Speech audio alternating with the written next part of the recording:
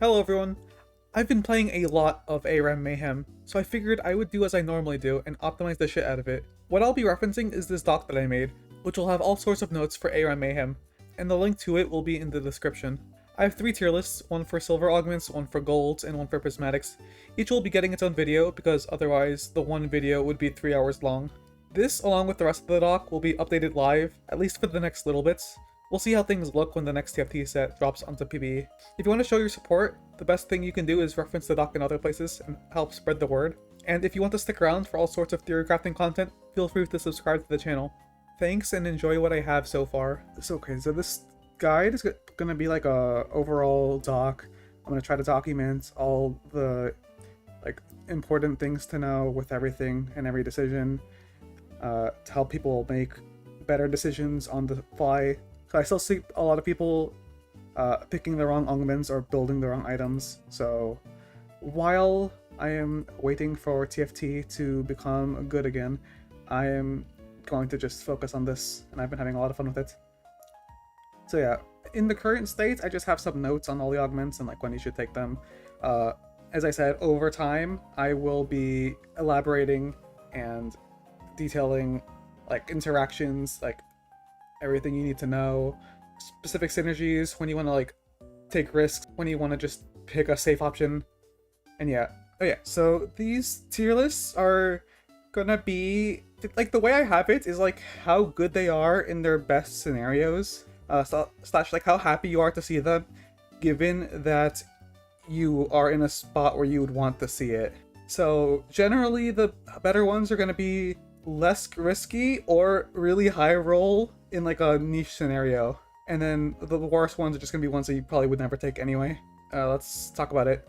Also, they're not ordered within tiers, it's just like alphabetical order. So to start, the S tier silver augments, I would say these are just like, if you have like some of these you just take on any champion, some of them you need a little bit more specific, but if you have the right spot for it, they're really OP. To start, we have Deft, which this is just straight up 60% bonus attack speed.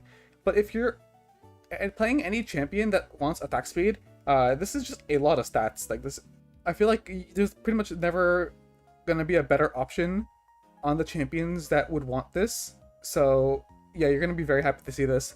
Another thing is that a lot of champions would be able to adjust their build to compensate for the fact that they have this attack speed. So on a lot of like 80 carries, you might like drop a zeal item because you have all this extra attack speed that like you don't really need to get a zeal item. You can instead go for something else that you might be missing, like a shield bow. That's usually pretty good. So like it's to contrast with something like Blood Force where your build isn't changing. You like, this is 60% bonus attack speed, but maybe this can also mean like gain a shield bow shield, gain anti-heal. I mean, you're probably gonna build like motor reminder if you need anyway, but if there's something else you need, this helps out a lot. And also there's a lot of other types of champions that could use this well. This is good on fighters, this is good on skirmishers, very good augments. Next is Erosion. This one's a bit more niche, but if you're playing the champions that use it well, if you're building the right way, this is really OP. Each instance of damage reduces enemy armor and magic resist by 1.5 for 4 seconds, stacking up to 20 times for a total of 30% resistance reduction. This is all instances of damage, so this includes item damage. I would say this is best on like dot champions where you can do a lot of damage in a small instance of time, or champions that have like lots of small instances of damage, so something like a Zeri, I think, or I think that works like that. I'm not sure, but this is really good because it's effectively armor magic pen, but you're reducing the armor and magic resist for like your entire team, meaning you're amplifying the amount of damage that your entire team is doing. So this is just really OP if you can actually like stack it up. Even if you can't, like if you can get to like 7.5, 9%, that's not terrible considering that it's buffing your entire team's damage. But yeah, if you can actually properly ramp it up like rather quickly, this is really strong. Like, people don't understand how much utility this has. You can still build Black Cleaver, you can still build Blood Flooders on top of that if your team is full magic like damage, and it actually like works out pretty well. But even on its own, like, one, you don't have to, you can build a different item if you need to. If you need like anti-heal, if you want like a Rylai's, that also works. But yeah, I think people underestimate team-wide utility, which this is like one of the only augments that does that. Next we have Escape Plan. This is just really strong on like pretty much any champion. Its cooldown is not very long, and you get a massive shield and move speed. So it doesn't really matter what you're playing. Like, this is good on tanks. If you get low, this gives you shield and it gives you move speed, so maybe you can catch up to an enemy carry. If you're playing a fighter, same thing. It can help you kill stuff. On backliners, this helps you escape, like as the name would suggest. And you can have this pretty reliably in any fight. So, and the K is pretty fake, honestly. So I would say this is probably one of the best defensive tools in the game, if not the best. Like, it's better than some golds and some prismatics. This is just really, really OP. Next is Home Guard. Very similar thing. A little bit more skillful to use, but if you can abuse it, it is really OP. Basically, gain move speed. If you like take damage, you lose it, but it comes back really quickly. It's really good on champions where you can harass. So if you can like hit with like a rapid fire auto, or like you can chunk them with one ability, and you just keep going back and forth out of their range, and they can't really do anything about it. That's when this is really, really strong. You have to be careful, because if you get hit by anything, including like minion damage or like a Luden's proc, you're gonna lose the move speed. So you have to be very careful not to get hit. Next is the Leg Day. This is also OP because this allows you to sell your boots in the late game, and it's basically upgraded boots in the early game. So you can also like technically never build boots in the first place, but it's really OP to have both.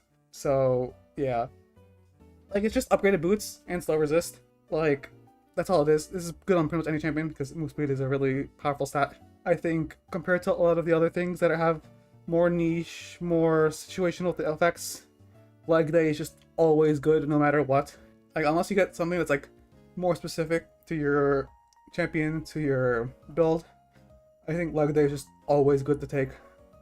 It's always going to be better than most of your other options. Next we have Mind to Matter. This one is pretty interesting because it's like, I think underrated by default, but if you also play into it, it's really strong. So Mind to Matter, it effectively converts your maximum mana into bonus health. So if you don't do anything and you're playing the game, late game you can get like 500, 600 health, which is pretty good. That's kind of underrated, I think. If you are building mana, if you're playing like a Lost Chapter, like Roa, it's especially good because you can end up with like 1200 bonus health, and that's a really good amount of stats for a silver augment. And I think people like underappreciate how much having bonus health is, especially once you get to the point where you have healing.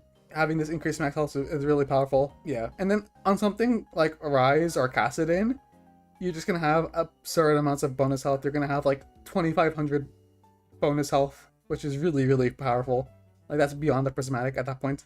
Next we have Re-Energized. If you're in the spot to take it, this is probably the best silver in the game, but you need to be quite skillful, and you have to have the right spot for it. So basically, this allows you to keep your energized procs if you hit it on unique targets. So basically, you can harass for free with rapid fire cannon. If you hit the same targets, you can hit them twice before it goes on like cooldown.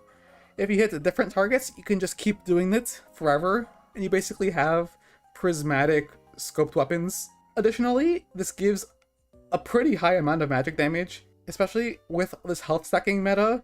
Like you can see these procs hit for like 500, 600, like 700 bonus damage for free. And yeah, not only that, there's like, it's not just rapid fire cannon, even though that's like the best application by far. You don't have to play into the other two, because I would say that the current health is like the most important thing. But there's also Storm Razor, which they added into ARAM Mayhem. So that's an energized proc that we have back. And then there's also Voltaic, which, I mean, that's just in the game normally. A little niche that you get it, but I mean, it is what it is. There's also Fleet, which you can get from Augments. Again, not like the best thing, but it's there. Like, there are multiple energized procs you can play around, and technically you can stack them all together. However, I would say by far the best like use case is for the rapid fire, especially since most of the bonus damage is going to be in this percent health proc anyway. So you're only stacking for the effects. Like for Storm Razor, you're getting the move speed, and I mean the move speed is pretty good, but it's not like essential. But yeah, this is really, really strong On some champions like Jhin or like Caitlyn, this is just insane. Finally, we have Swift and Safe. This one is I rarely see it taken, but it's every time I see it taken, it's so strong. Like every time I take it, it's almost a guaranteed win. Basically, after dashing or blinking, gain a shield. The shield scales really well with stats. It has a pretty low cooldown. It works with Mark, so yeah, like even if you don't have a dash, this is pretty good because this lets you engage for free. Like not for free, but like it gives you like a safety window to engage or to do something. Yeah, and this adds up a lot. If you don't need multiple dashes. If you have like snowball plus 1 dash, that's good enough. You can kind of permanently have a shield up. Not really, but you'll have a shield up for most of the time. But you can pull off some crazy things with this. Next in A tier, not either more niche or they're not as good, but they're still quite good. We have Adapt and Escapade. These are kind of two of the same thing, except like reverse. So Adapt converts your bonus AD to AP, and it gives you an AP multiplier. And Escapade converts your AP into AD, and it gives you an AD multiplier. One thing I want to bring up is that Escapade multiplier is exactly the same as Blunt Force. So Blunt Force increases AD by 15. Escapade gives you 15% AD, and it has this effect. So that's a little odd. But basically, the multiplier on itself is quite good. But if you have the ability to index into different items, you can get a lot of financial value.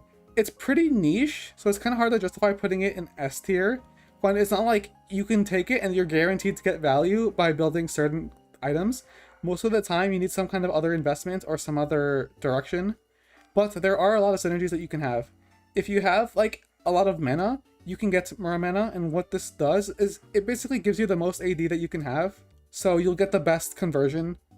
It's not like crazy, but like let's say you want tier, but you don't necessarily want archangels. It's pretty okay. One that's a bit better and probably more broadly acceptable is Infinity Edge. If you have something like Shadow Flame, it's already okay value, but once you have certain augment synergies like a Jeweled Gauntlet, like Vulnerability, that's when it's really insane to have Adapt, because you're basically getting the bonus crit damage to scale with your crit on whatever thing you have, but you're also you're not just getting the AD because it's converted to AP. You end up with like a pretty high AD. For more stacking kind of things, Hubris is pretty okay, just on the basis that you can ramp up a lot of AD, and if you end up with like a good amount of stacks, you can end up with a good amount of AP. And it's basically a Magi's kind of. If you have certain synergies like on hits, Light of the Ruined King or like Terminus or like any of those items, they all work pretty well. And then there's also just any bruiser item can technically work. You want like a Death Stance on like a Gwen, or like a Shojin works, Sundered Sky, Eclipse, all of those types of items, they can work. Though that's more specific, and I would explore that myself a little bit over like the next like 2 weeks. So yeah, you should expect to hear more from me on that another time. But basically there's a lot of like stuff that you can look for, and this is a pretty key part in a lot of super Exodia like setups. On Escapade, like I said, it's AP into AD. There's less value in the individual items, but there are some important notes. The main thing I noticed is that it's really easy to stack AP, which means you can kind of abuse the conversion to convert it into a lot of AD. The way you'd play around this is to build your core items first, and then index into raw AP to get raw AD. So if you're playing something like, the instance I have that comes to mind is like I'm playing Smolder. I get my crit items because crit is really important on Smolder, but then afterwards I start indexing into raw AP. I had a game where I got like a crit augment, so I only needed 3 crit items. Actually, no, I think I got 2 crit augments, and I took them, so I would have to take less crit items so I can build more raw AP, and then I start building like the items that have the most AP, so stuff like Death Cap, Blackfire Torch, specifically because I don't think people know this, but the burn gives you % AP, so that can add up a lot. Another one that's really good that people narrate is Horizon Focus. It's 125 AP. If you need like Azanias, that's a respectable amount of AP. Or like Banshees, the same thing. But yeah, with the conversion, you can end up getting like 600 or so AP, which will convert into like, I don't know, a lot of AD, like 400. But yeah, it's basically like a really good end game cap if you can get to that point. However, in the early game, it's not really worth it. It takes too long to like, because you want to play on the multipliers. But you need to have, like, your champion needs to be able to do something first. So this is like a late game strategy, like 4, 5, 6 items. Next we have First Aid Kit. This is just pretty good. Heal Shield Powder is pretty underrated in general. It's good on tanks. I think people underappreciate that. On enchanters, it's really good, especially since the most important enchanter items don't give you a lot of heal shield power, like the ones that you're gonna get early game. So stuff like Moonstone, for instance, that's usually the first item you get. So by then you don't really have a lot of heal shield power, and sometimes you might want something that isn't gonna like do that much. Like maybe you want to build like anti-heal, or you want to build like Azanias, and this allows you to do that while still having a respectable amount of heal shield power. Like if you're playing an enchanter, you're pretty much always gonna take this. So that's why it's good to see. Next we have Gordrink. Pretty underappreciated. Omnivamp is really strong stat, and being able to heal up is really good. It's especially good on fighters because they're going to be taking more damage on average. But yeah, like, I mean, if you recall, Riot has been removing Omnivamp from the game as much as possible. It's a really hard stat to come by, and that's because it's really, really strong. So if you have the means to be able to do damage to heal yourself up, this is really strong. If the enemy team lacks the damage, you can kind of just stat check them, and you're basically guaranteed to win every fight. That's kind of like niche. Normally you need a bit more Omnivamp for that, which I will talk about later. Next we have Infernal Soul, and on the same page I'll talk about Mountain Soul, Ocean Soul. It's all kind of the same thing. These souls are pretty good. I wouldn't say one is much better than the other. I would say in ARAM, the souls are a lot closer in power than they are in Summoner's Rift. That's just because of how there's more frequent fighting, and that's kind of what the souls are balanced around. Infernal Soul is really good for like harass. It's like any time you're gonna do damage, it's gonna give you a bit more. Yeah, it's really nice to have. I think any damage dealer likes to see this. Ocean Soul is really good because you can't recall, so this gives you a good amount of regen, a good amount of mana.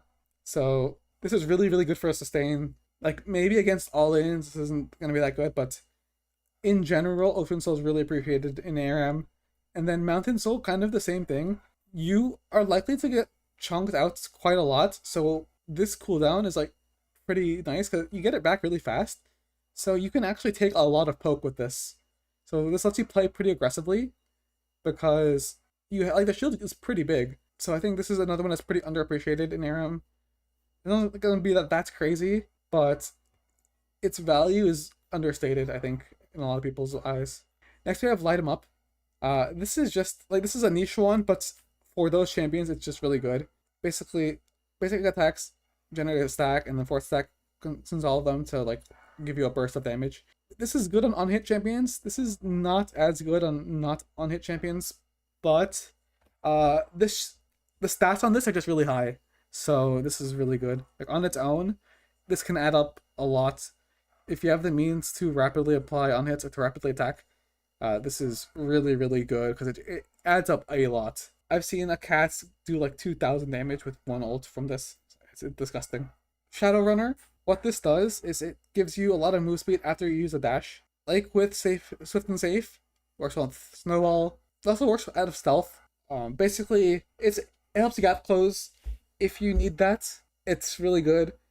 Some champions have a lot of dashes, so you just have permanent move speed, and you're just impossible to escape. Some champions, like Zed, just become disgusting.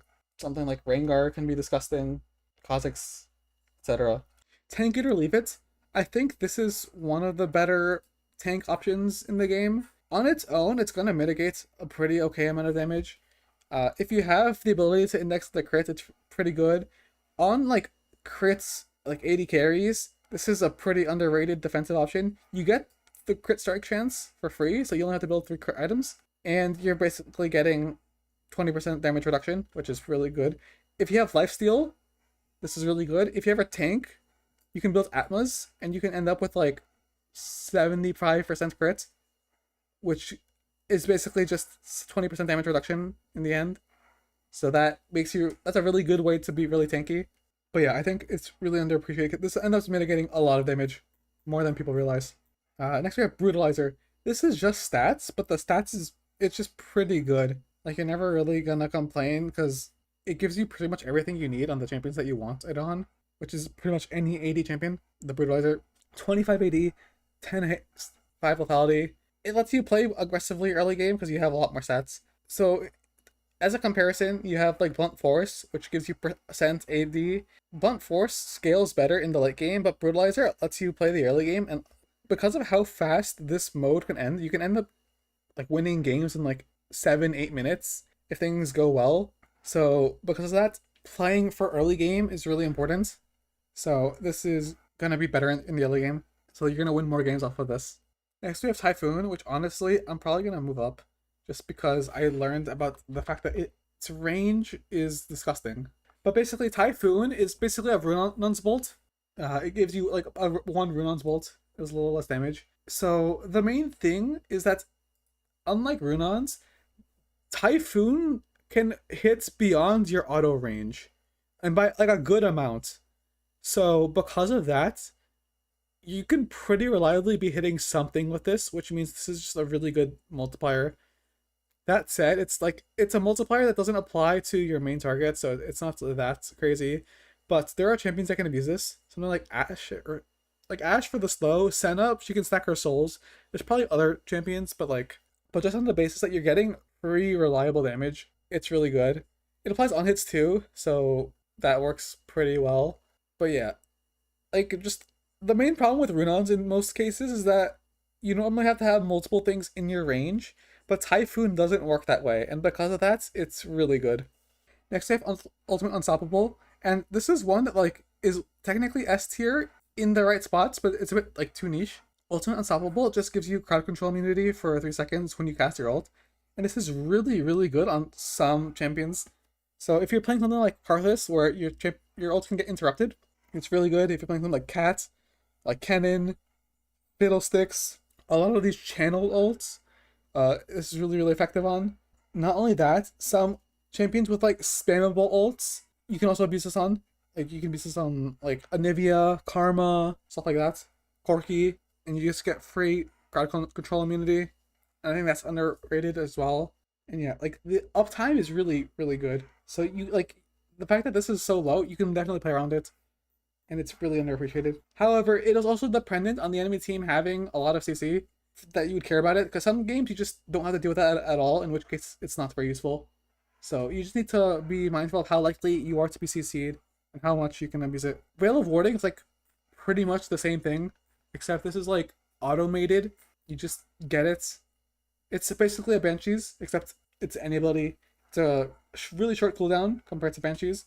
Yeah, it also, like, you can get the cooldown during combat, so you can proc this multiple times, and it can be really, really clutch sometimes. So yeah, this is another one where if you're worried about certain cooldowns, it's really strong. If you're dealing with like a bunch of auto attackers, it may be not gonna matter that much. But if there's something like a Sejuani or like an Ashe, it's really, really good. You can play a lot more forward and not really have to worry about getting picked out. The last one is Wind Beneath Blade. This is pretty much like Leg Day, except it scales. Like, so it's worse early game, it's better late game. And it's only really good on AD Assassins. AP Assassins don't really build enough pen that they would get like a ton of move speed. Like, I think they would end up kind of comparable to Leg Day, whereas with AD Assassins, you're gonna probably pass it. However, this is like a scaling option, which means it's like, you don't necessarily want to play for scaling if you have something that's really good up front. So even if you end up with like 70, 80 move speed late game, I would rather take Leg Day, which is 50%, like 50 at the start of the game. But that said, move speed is a really underappreciated stat, and especially on like these types of champions that would want, because a lot of the time their problem is target access, not damage. So yeah, this is a pretty solid augment. Next we have B tier, a bit more niche, a little bit less high roll, less whatever. Start we have Adamant. This gives you resists based on immobilizing or grounding enemy champions. The best way to play this is if you have like an AoE CC that you can stack this multiple at the same time. It's hard to maintain stacks for that long, so in the end this isn't going to provide that much stats. However, if you have some synergies, it can be pretty good because a lot of the ARAM builds don't really have that much resist, or at least not. Or rather, I would say people don't build correctly, so because of that, they end up being low on resists, and because of that, this is better for them. If you build correctly in ARAM, maybe this is a little bit less good because you actually have the stats that you need. But yeah, on something like a Mumu, if you get like a 5-man ult, that's immediately 5 stacks, which is pretty good. And you want to think about stuff like that. If you're playing like Leona and you only like are stunning one unit at a time, even if you're spamming it, it takes a while. So unless you have like some kind of like haste, like you can, I guess, stack it. I mean, I guess Leona's maybe a bad example because you have Q spam, E spam, you can kind of just chase forever. But yeah, overall, this isn't going to be like too crazy, but it's good in the right places. If you need a tank augment, you're not going to complain that much. Next, we have Blunt Force, which I already talked about. It's an AD multiplier. It scales. It's good in the late game. Early, it's not going to do that much. It's pretty much a worse version of Escapade. It's kind of a worse version of Brutalizer, unless you like actually make it to the point where this is better. The problem is that the early game options are just like really good, so the late game options aren't really like as important. That's not bad by any means. Like, you're still gonna be happy to have it. Next, we have Buff Buddies. I think this one is underappreciated just because people underestimate how much mana regen and health regen is. Not only that, the red buff early game is like pretty annoying for harass. With blue buff, you don't necessarily even need a mana item on like casters. Overall, like, I don't think you can actually complain about having this, because this is pretty guaranteed value that most champions can appreciate, even if it's like not super like highly impactful like some of the other ones. Next, we have Flashbang. This is a funny one. It's hard to use properly. You have to play into it, so it's super niche, but if you can play into it, it's actually really good. It's just kind of hard to get to the spot where this is good. Basically, using Flash creates an explosion. The explosion has a pretty good ratio, and it slows.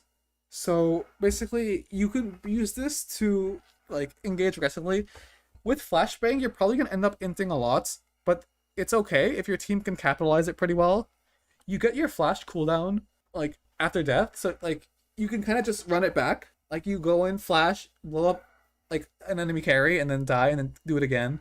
And honestly, that's something that can be pretty good. There are other augment synergies that you can play with that this becomes a lot better. Like, if you get something like flashy, you get more flashes, so you can do this multiple times. You have to probably commit to it, and you'd have to start with it. Like, I think the one that you would start with is Flashbang. I think it's better than the other flash augments.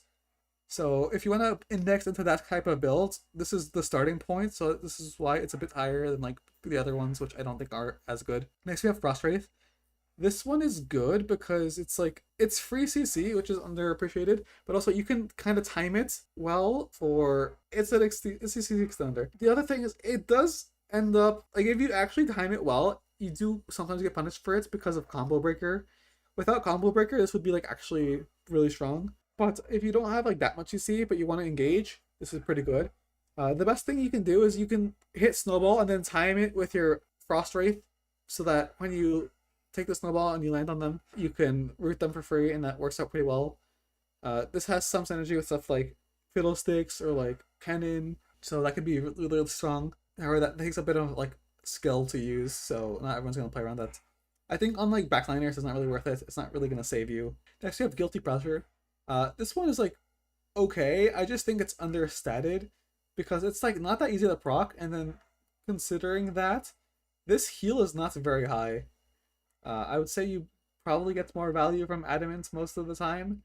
However, it's good on the basis that like you don't have much better options. So like if you gotta take it and you want to tank, then you're probably gonna take it. Next, we have Heavy Hitter. This one is fun to take, but it's a lot more niche than people think, because it's kind of, if you're building a tank, it's hard to reliably hit something that isn't another tank, and at that point, is this really gonna be doing that much? Not really, not compared to like an actual carry. If you have the means to get onto a backliner, this will help a lot with killing them. However, it's usually not gonna happen. Like, I think people are gonna like, people take this in the wrong spots because they have all their health and they think, oh, I'm gonna be able to hit the backliners for 500 bonus damage. The problem is that they're never going to be able to get into range, so it doesn't really matter. And on backliners, this isn't really worth it. Next, we have Ice Cold. I think This is underappreciated because this turns small slows into big slows. It's really OP on Rally champions because it basically turns their slow into like a cripple. They cannot move at all. At that point, it's almost a root because it usually takes you to the soft speed cap, which is really OP. However, the value that you get is not necessarily like there are other more high roll options, and then also like you have to play into Rylai's or you have to have a lot of already built-in slows, which is a bit hard to come by. But if you were kind of planning to go in that direction anyway, or if you have like a good setup and you don't have better options, this can be very oppressive. If the enemy team has like they don't have a lot of like dashes, their mobility is like move speed based, this becomes really really strong. Next we have Mighty Shield. This gives you AP if you're shielded. If you have a shield, it's okay. If you have another way to get a shield, it's pretty okay. The stats are high. Like basically you pick it in the spots where you have a good chance of being shielded for like a lot of time. So like it's not only you have a shield, but like if you have like a Karma on your team, or if you're gonna play around like Archangels or like Sterax or something like Eclipse, that's really good to have. Because like it doesn't really matter how big the shield is. Like it's just a better wishful thinking at that point. And maybe not. It's only 3 seconds. But I think the main thing is that early, this is kind of a lot. Next we have Repulsor. This one's okay. It helps with keeping you safe. You can kind of try to insec if you time it right. If you're like playing an assassin and like you can get behind them and then get low and then you push like carries towards your team. It can be funny to play around. That said, it's not like a super viable strategy. You kind of have to get like lucky with the timing. On a backliner, this is pretty good. It's good into melees. If you're playing against range, this is not very useful because if you get chunked out by a LeBlanc, it's not like it doesn't really matter. If you get chunked out by a Vel'Koz or like a Xerath, like it doesn't really matter if you push stuff that isn't even in your range. Against like heavy melee teams, this can be pretty good. Scoped weapons, solid value. It's not super crazy, but it is like a pretty safe option. I think it's down in B tier just because I think other things are more value, but it's a great option to have. Like you're not gonna complain. Like it's more safety and like safety is OP. It's just a lot of the times this doesn't change the dynamic. Like it's not enough. I think other sculpt weapons, like once you start getting to higher amounts of range, it starts like really mattering. Because the thing about range is that like in ARAM, you're kind of limited to like the dynamics of your champion anyway. Whereas like on Summoner's Rift, where you actually have like a lane phase, this would matter like a lot more because you can actually like space and like you can play the minion wave a lot better. But in ARAM, it's not really gonna change the fact that like either you can hit the wave, or you can't. You still have to walk up a lot of the time. 50 range on backline, like it's not enough. It's more impactful on stuff like Vayne and like the shorter range AD carries, but even then, it's not like enough to be like super like game warping. In comparison, something like Re-Energize, I mean, you can basically have permanent RFC uptime, which is 150 range, which is a lot more value, and you get more damage. So yeah, but as a default, sculpt weapons is still like pretty okay to take. Next, we have Self-Destruct. This is another one, just like Flashbang. It's hard to use, but if you index into it, it's really funny. Self-Destruct. After exiting the Warp Gate, you can attach a bomb to yourself, and it explodes, dealing 2 damage, and it does a lot of damage, and it knocks them up.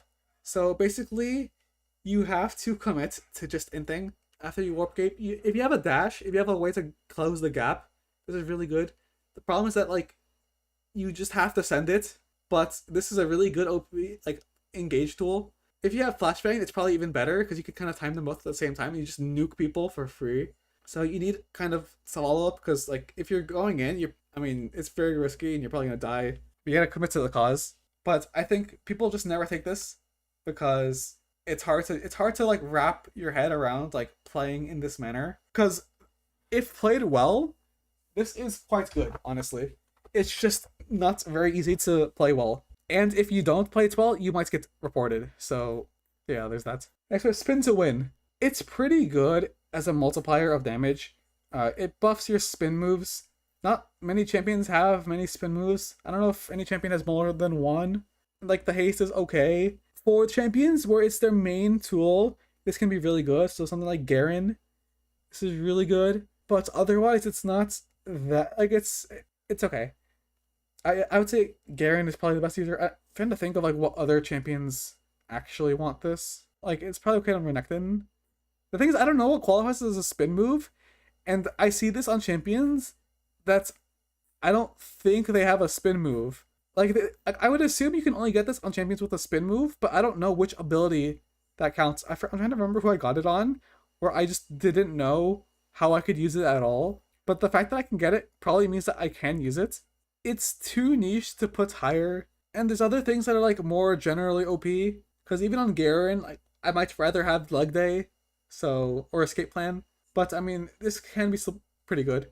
I'd have to like, if I could document which abilities counted for this, it'd be easier to judge how good this is. But overall, it's just okay.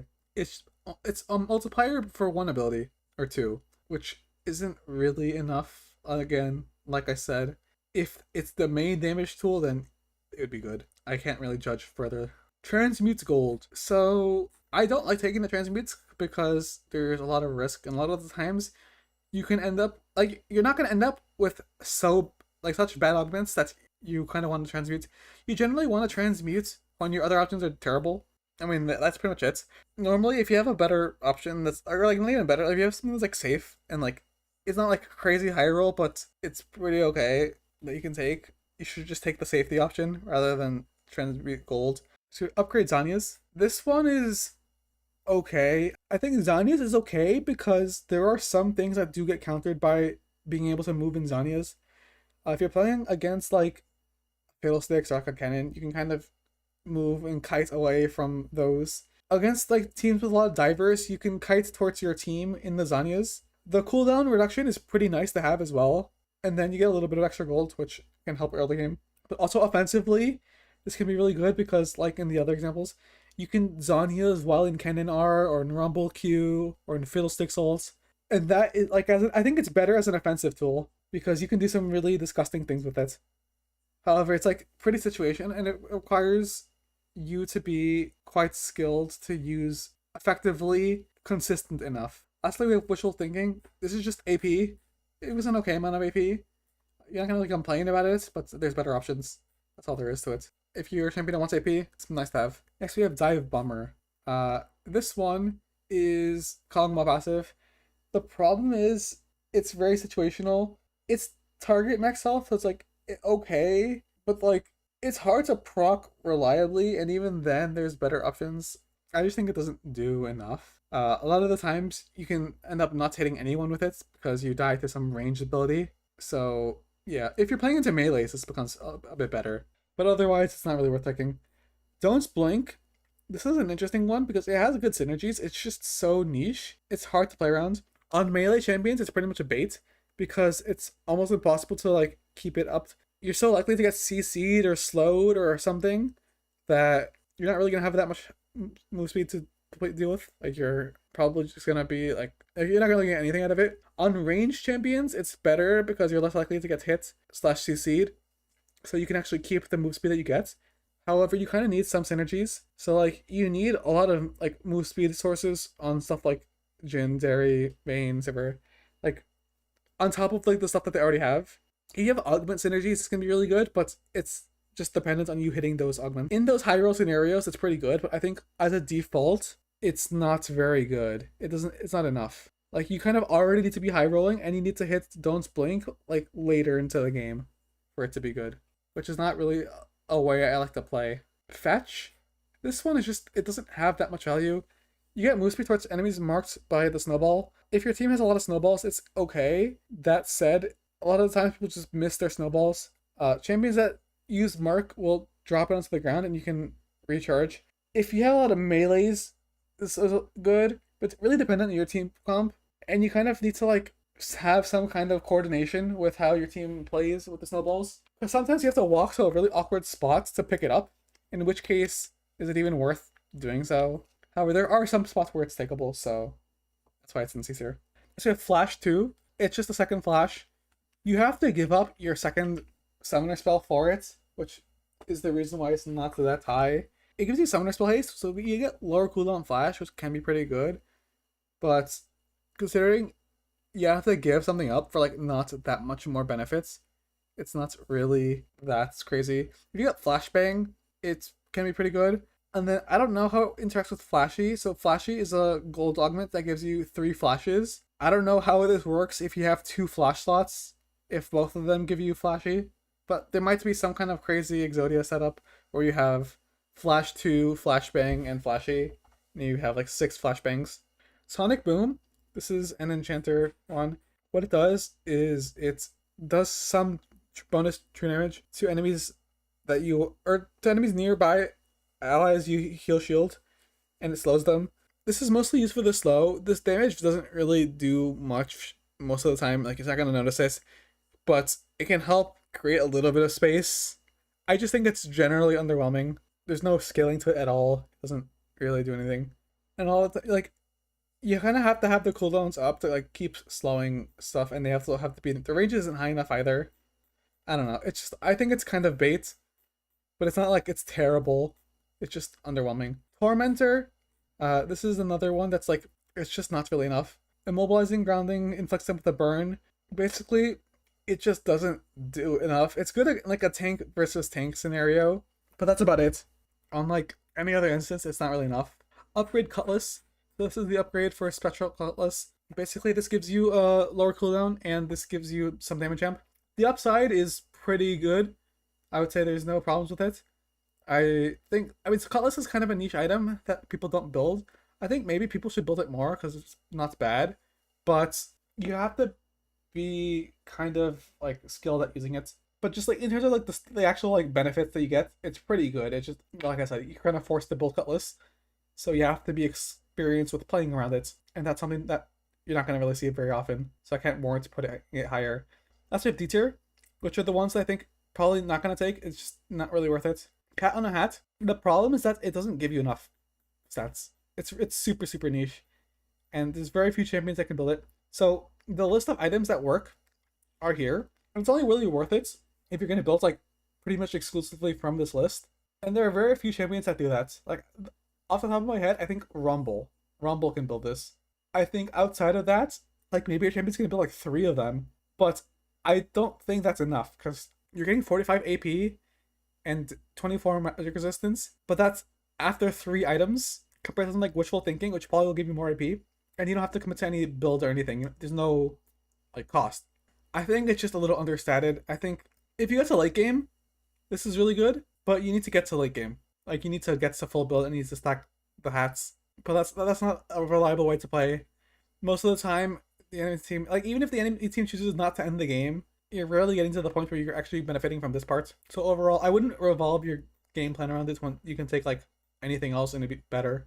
Okay, so we have the last 2 upgrades, which is upgrade Immolates and upgrade Collector. I think upgrade Immolates is just bait. You're not really gonna generate enough gold to like reliably get enough item. Like you might generate like 600-700 gold. It's good if the enemy team is melee and they just let you like proc it. However, most of the time that's not gonna happen.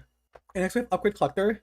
I just think that this upgrade is pretty bait, and I think Collector as an item is also kind of bait. The execution threshold, it's too low for it to actually matter. It takes too long because you have to get the kill, unlike something like Hubris. And on top of that, you get 25 more gold, but that's not that much. I would say the best part about this is the 250 gold. Like, if that's the thing I'm praising, I think this is just kind of a bait augments. I feel like I'd have literally any other carry augments on a champion that would want a collector. Yeah, the last augment is Poltergeist. Yeah, the problem, like, this gives you Barrier and Ghost. The problem is that it's, like, not even that good. It's not, like, the Barrier is worse, and the Ghost is worse. I feel like it's okay to have both, but, like, you rarely take it, like, I don't know, you probably have to treat this as more of a Barrier than as a Ghost, because if you treat this as a Ghost, you're gonna waste the shield, probably. So you have to treat this as a Barrier, which you have to do it reactively, which is not great. And I feel like you'd just rather have literally anything else. I think you'd rather have literally anything else.